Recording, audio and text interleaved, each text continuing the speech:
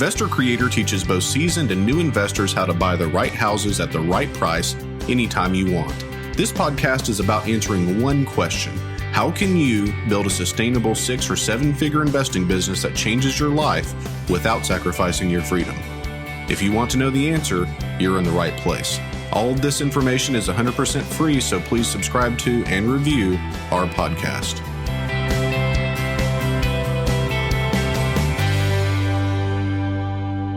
Hey guys, welcome to Investor Creator, where I tell you the truth about what it takes to become a high-level 7-figure real estate investor. Guys, I want to start off by telling you about my weekend. So today's Monday, and on Friday, it was my little girl's 3rd birthday. So I took off from work. We went to the pumpkin patch and had a great time. They have the animals and rides and slides and, food and all this stuff. So we had a good time there. We spent about a half day there. And the rest of the day, we had some time to plan for the party. So my little girl, we asked her, of course, what she wanted for her birthday. And it was kind of funny because she said that the 2 things that she wanted was cupcakes and balloons. So my wife is extremely health conscious. And if you looked at her, you would be able to tell very quickly that she's extremely health conscious. And so we don't keep cookies and cakes and ice cream and that kind of stuff in the house. So it was a real treat for my little girl whenever she gets anything sweet. And so that's what she wanted for her birthday. And I said, well, honey, we can do something else. We can get you a present. This only happens once a year. And she said, no, I just want cupcakes and balloons. So one thing, if you don't have children or you're not around a lot of children, what you'll find is that whenever you do have kids, if you do,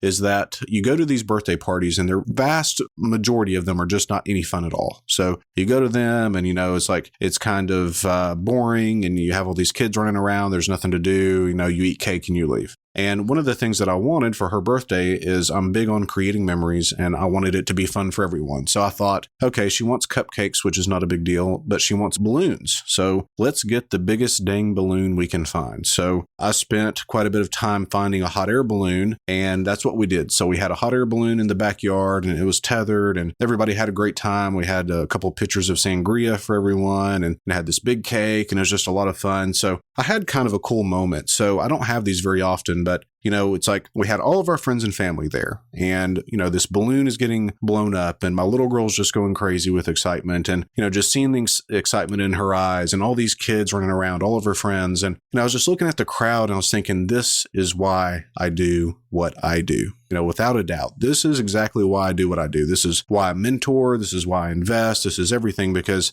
providing these kinds of memories and, just being together with everybody is just like, that's what I'm here for. And it was a lot of fun. So I had that kind of a separate thing happen that was kind of interesting. So I was talking to my brother-in-law and we're very close. He's a really good guy. But he said, I was talking to my uncle and he thinks what you do is just a fraud. And I was like kind of taken back by that. Like, it's not exactly what you want to hear in conversation. And so I was like, well, what's going on with that? What did he say? And he says that you just go in and, you buy these houses and these people don't know what is owed or what it's worth. And, you just go in and you're just like stealing houses. And I was thinking, that's just really interesting to me because I really think that it's a common misnomer in what we do. And I think our industry as a whole has kind of a bad reputation at times for what we do. So today I want to go over ethics. So is it ethical to buy houses at an extreme discount? And this is something that, whenever I first started, I thought, well, gosh, why don't they just sell it retail? Why don't they just call a realtor? Why don't they just sell it by owner and, do it and all that? And that's before I met a real motivated seller and, everything changed at this point. But that's what we're going to talk about today is it ethical to buy houses at a discount? So let's kind of take an example that I think everyone can relate to. So let's say that there's a $100 product at Walmart. And so let's say it's just a bicycle. So you're shopping for a bicycle, either for yourself or a child or, whatever. And it's originally $100. So it's a $100 bicycle and it's on sale for $60. So it's a 40% discount.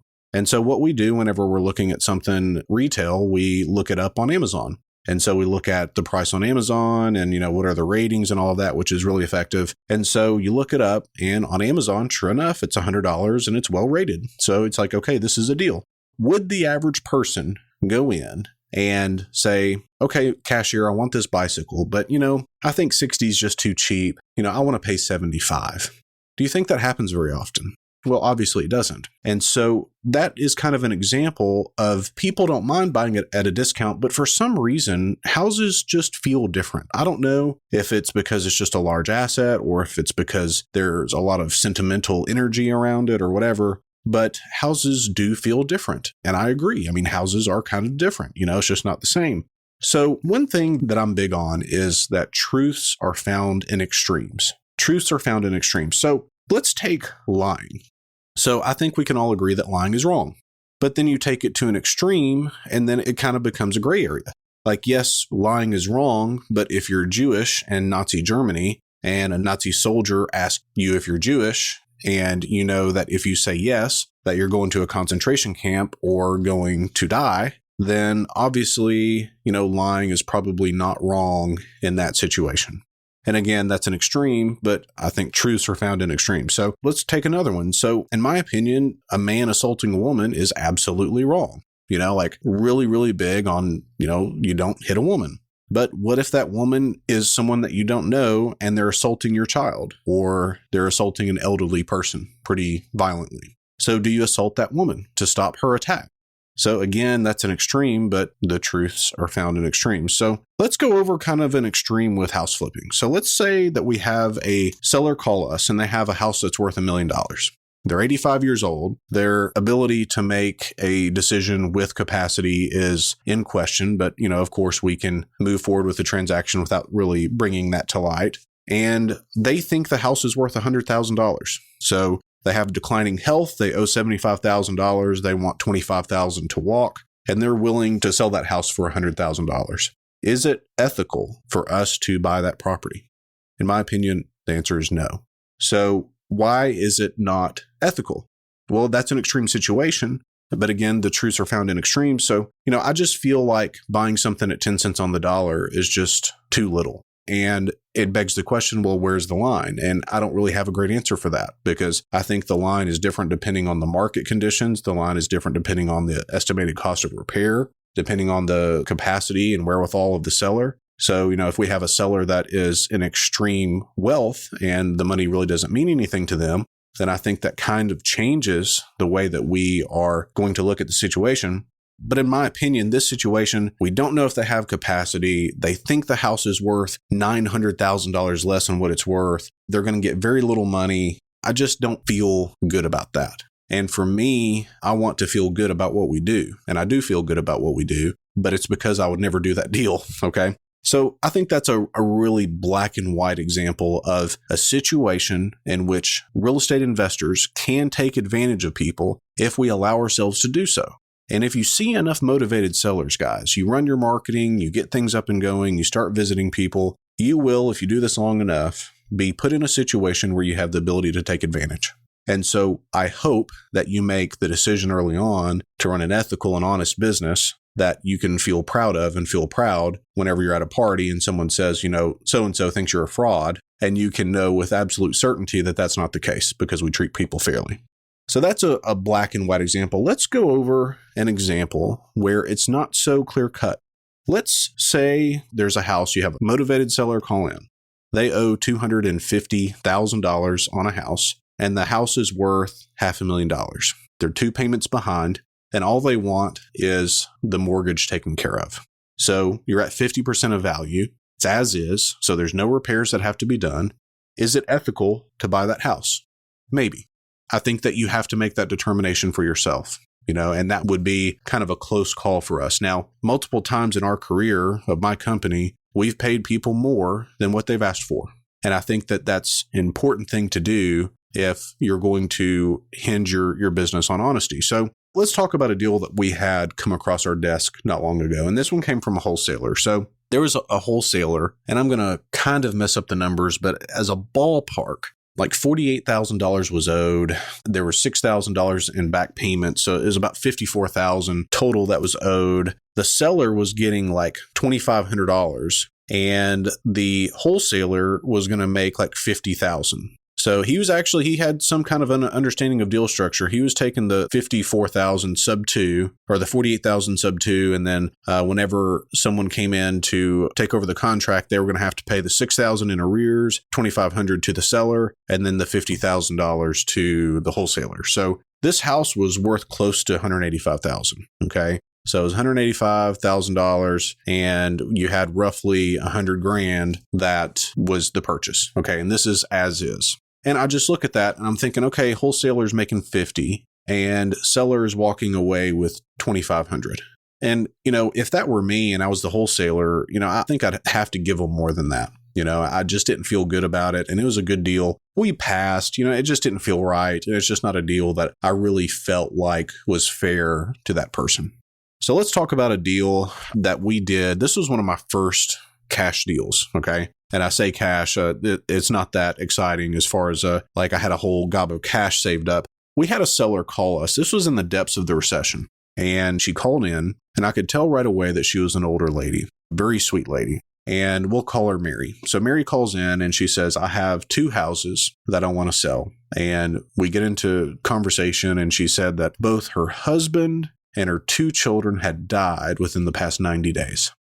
Now, you just think about the emotional trauma that has to be associated with that. I've never lost that many people close to me, I guess ever, but certainly not within 90 days. And so I think about that and it's like, good Lord, like what a tragic situation. She owned the houses free and clear. There's 2 houses on one deed, so I was going to have to subdivide them. And they were in a pretty marginal area of town. So they had been vacant for 2 or 3 years. She'd been trying to sell them. And it was just kind of a sad situation. So I didn't really know this lady's capacity or if she really had the ability to make a decision to sell these properties. And I certainly didn't want her to make a bad decision for herself. So I said, ma'am, I'm happy to go and buy these houses. How much do you want for them? And she said, well, I want $20,000. I said, okay, so 40. And she said, no, that's 20 for both. And I'm like, okay, you certainly have my attention now. I just stopped for a second. I said, Mary, is there someone that you can have meet with us? Someone that can be kind of your advocate, maybe a friend or a colleague or someone from church or whoever. She kind of giggled a little bit, and which I thought was odd at the time. And she said, I think I have exactly the person. And I said, great. So we set the appointment. So a couple days later, I go to the property and I pull up and there's a couple cars outside. And I noticed that one of them is like a really, really nice undercover vehicle. And I'm like, like this is kind of interesting. I wonder if they had a break-in or whatever. And so I park my car on the curb, which is what you'll do whenever you go to buy houses. So park on the curb and I'm going up to the front door and this great big man steps out of the front door and he has this huge like cowboy hat on and these boots and everything. And he comes up to me and he says, son, I'm Sheriff George. I'm the sheriff of this county. It's good to meet you. And I said, well, hello, Sheriff George. And he was a real Andy Griffith type. I really enjoyed this guy. So we talked for about 10 or 15 minutes. Now, whenever we're in negotiation and there's a gatekeeper, we have to neutralize the gatekeeper. So I spent about 10 or 15 minutes with him. And luckily, he knew my uncle, who was fire chief in a different county. And so we hit it off real well. And he said, Mary, I'm going to go on to work. You're in good hands with this guy. This is a nice young man. And I was certainly young at the time. I guess I was about 25. So I ended up buying these houses for $7,000. Okay, so that was for 2 of them. They were dilapidated. There was somebody in one of the units that was a homeless guy, is a super crime-ridden place and all that. And so that's what I felt comfortable giving. Fast forward, I take title to these houses. And again, this was in the depths of the recession. So what I was doing at the time was almost all creating notes. So I'd buy property and sell it with owner financing. And so I was creating notes. So I was going to sell each house for $25,000 with owner financing. So my goal was to get 5 down. I'd carry 40,000 in paper and get my cash out of the deal and make like 3,000 in profit on the front end and carry the 40,000 at 10%. Okay. So we'd create 2 different notes in first position. I could leverage those notes if I needed to, but those were going to be really, really good notes. So an odd thing happened. So I was advertising the houses on Craigslist. And I think I put them on at like 3:00 in the afternoon. About 3:15, I get an email from a guy that says, hey, I'm interested in these houses. I'm a neighbor. Now, guys, whenever you sell real estate or you're going to go sell some real estate, then you know that neighbors can be kind of nosy. They want to see, what something's going for. What did the Joneses, what did their bedroom look like? God only knows, right? I kind of blew it off a little bit. I said, well, I've got to get the doors locks changed and all that. So whenever I get that done, I'll call you. And I guess it just kind of slipped my mind. I never did. So he reached out to me about, 2 weeks after that and said, hey, do you have the houses yet? And I said, yeah, there's a lockbox on the front door. Go take a look. If you're interested, just call me, kind of whatever. About 30 minutes later, he called me and he said, hey, I'll take this one. I know you're selling them for 25. Would you take 20? And I said, no, we're selling it for 25. What kind of a down payment are you trying to work with? And he said, what do you mean down payment? I said, well, you have to have a down payment. I'm not going to own or finance you the property without a down payment. He said, oh, no, I'm paying cash. I sold him that house for $20,000 cash, but he didn't want the other one. So about 2 weeks after that, I'm sitting with a friend of mine. I'm telling him about this deal and how great it's working out and all of this. And he calls me and he said, hey, I've really been thinking about the house and I want to talk to you about it. Now, guys, whenever you have a deal under contract, but you don't have the earnest money yet, you do not want to get a call from your buyer saying, hey, I've been thinking. Okay. So my first thought was, oh gosh, he's going to back out and there goes my deal. Right. So he said, well, I've really been thinking and I think I want the other house too, but would you sell it to me for 15? And I said, well, if you'll go 17, I'll sell it to you. I sold them, both of them, for $37,000 and I had $7,000 in it. And so closed, got everything done. I've got $30,000 in profit and a pretty strong rate of return. I don't know cash on cash what that is, but it's pretty, like 500% in 30 days or something. I didn't really feel great about that. So to talk about ethics, I actually sent Mary more money. And I don't know if she really needed it. She had a nice car and, I don't really think she was hurting for money, but, that's just something that I wanted to do. So all that to say, guys, whenever we're doing this business, we can do it in an ethical and honest way if that's how we choose to do it. And you're going to buy more houses if you're honest with people. I grew up in a family that we were in livestock. It really is kind of like the Wild West because everybody's trying to kind of hose everybody else. And so that's what I thought that this business was going to be, and I didn't think I'd be good at it. Guys, it doesn't have to be that way. So there's two things that we do with our business to make sure that we feel that the deal is solid, that the deal is ethical. Number one, we will not buy a house if the seller does not have a good understanding of value. So the situation where the house was worth $1 million and they said, oh, this house is worth $100,000. Well, that would never happen. And if that happened in real life, we would say, well, you know what? Why don't we look at Zillow and look at Trulia and Realtor.com and Redfin and get some ideas of what the value would be. Frankly, guys, most people, because of the internet, are going to have a pretty good indication of what value is anyway. And of course, either any one of those data sets can be wrong and wrong at an extreme. But usually if you take all of them and you kind of average it, it's in the ballpark. It may not be, 100% on, but it's in the ballpark. So the previous episode where we talked about the $40,000 equity position that we picked up, the guy knew within, $5,000 what the house was worth. And we got, I guess, about $5,000 more than what he thought. But whenever he says, I think it's worth in the 130s and I think 140, then I feel pretty good about that. So that's the first thing that we want. We want a seller that knows what the value is. The second thing is when we have our purchase and sale agreement. Now, guys, you call it a purchase and sale agreement. We don't call it a contract. And, if that's not obvious, email me and I'll go over that. And I'll probably just do a podcast on basic sales ability. But we call it a purchase and sale agreement. So I have a standard 3-page agreement. The first thing that our seller approves on that agreement is a line item where they initial that we buy and sell for profit. So if it's not clear already, we're making it 100% abundantly clear that we buy and sell for profit. Here is a line item, guys, Mr. Seller, Mrs. Seller, that says we buy and sell for profit. I'll need an initial here.